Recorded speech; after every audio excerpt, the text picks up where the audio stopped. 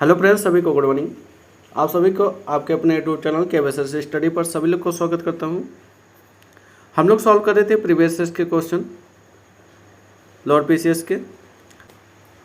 अगर आप इससे पहले के पार्ट नहीं देखे हैं तो आप प्लेलिस्ट में जाकर जरूर देख लीजिएगा।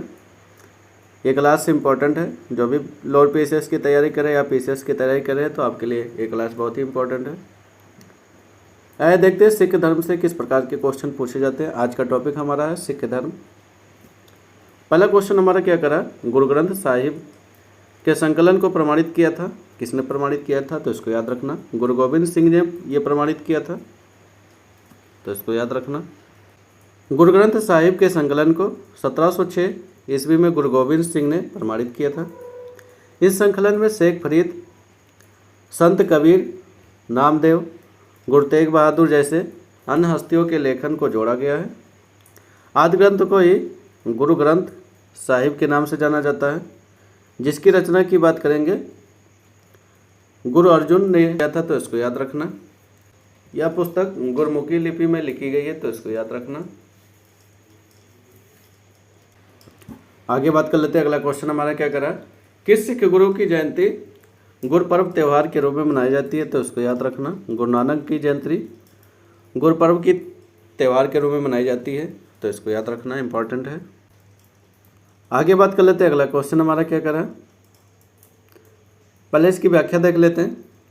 सिख पंथ के संस्थापक तथा सिखों के पहले गुरु नानक देव की जयंती गुरपर्व त्यौहार के रूप में मनाई जाती है। इनके जन्म की बात करते हैं 1469 ईस्वी में कार्तिक पूर्णिमा को रावी नदी के किनारे स्थित आधुनिक पाकिस्तान के पंजाब प्रांत में तालवंडी नामक गांव में हुआ था, तो इसको याद रखना।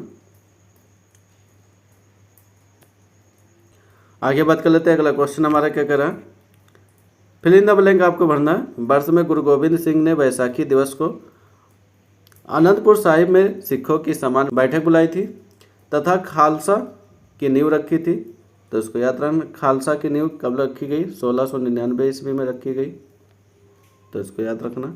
इसमें से ऑप्शन कोई नहीं मैच खा रहा। गुरु गोविंद सिंह ने सिख धर्म के 10वें तथा अंतिम गुरु हैं। इन्होंने 1699 में स्थापना की थी, तो इसको याद रखना। 1699 खालसा पंथ की स्थापना हुई थी। आगे बात कर लेते हैं। अगला क्वेश्चन हमारा क्या करा, किस वर्ष में ईस्ट इंडिया कंपनी ने रणजीत सिंह के साथ अमृतसर की पहली संधि पर हस्ताक्षर किए थे, तो इनको याद रखना। 1809 ईस्वी में हस्ताक्षर किए थे। 25 अप्रैल 1809 ईस्वी में अमृतसर की संधि की बात करेंगे। राजा रणजीत सिंह तथा अंग्रेजों के मध्य में यह संधि हुई थी, तो इसको याद रखना।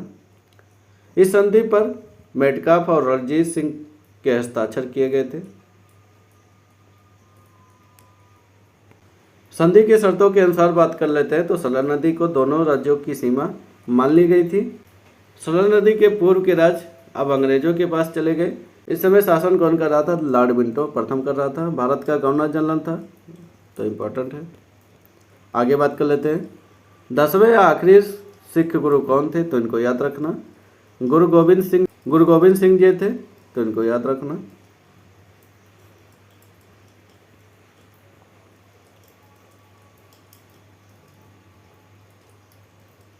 आगे बात कर लेते हैं।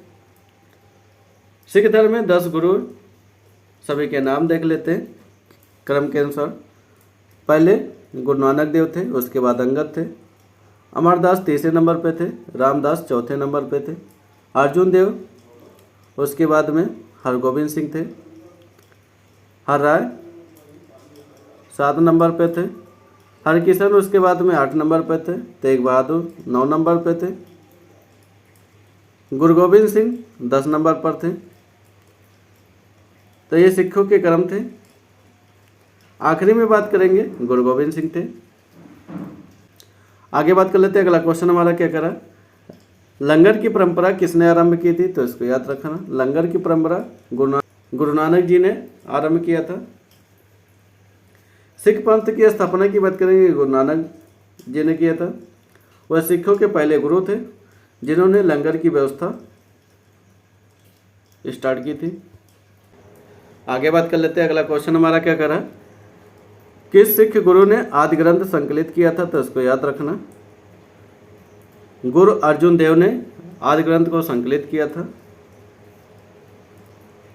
सिख के 5वें गुरु अर्जुन देव ने आदि ग्रंथ को संकलित किया था। इन्होंने अमृतसर नगर का निर्माण कार्य पूरा करवाया था। उसमें अमृतसर एवं संतोष नगर नामक तालाब बनवाया गया था। इन्होंने अमृतसर पर तालाब के मध्य में हरमिंदर साहब का निर्माण करवाया था, जिसकी नींव सूफी संत मियां मीर के द्वारा रखी गई थी। जहांगीर ने अपने विद्रोही पुत्र खुसरो की मदद के आरोप गुरु अर्जुन देव को 30 मई 1606 ईस्वी में फांसी दे दी थी। तो इसको याद रखना। किस मुगल शासक के आदेश पर सिखों के 5वें गुरु अर्जुन देव को मार दिया गया था? तो इसको याद रखना। जहांगीर के शासन पर इनकी हत्या की गई थी। आगे बात कर लेते हैं, इनमें से कौन सा विकल्प सही ढंग से मेल नहीं खाता, उसकी पहचान करना है। 1333 ईस्वी में इब्न बतूता भारत आया था, यह भी सही है।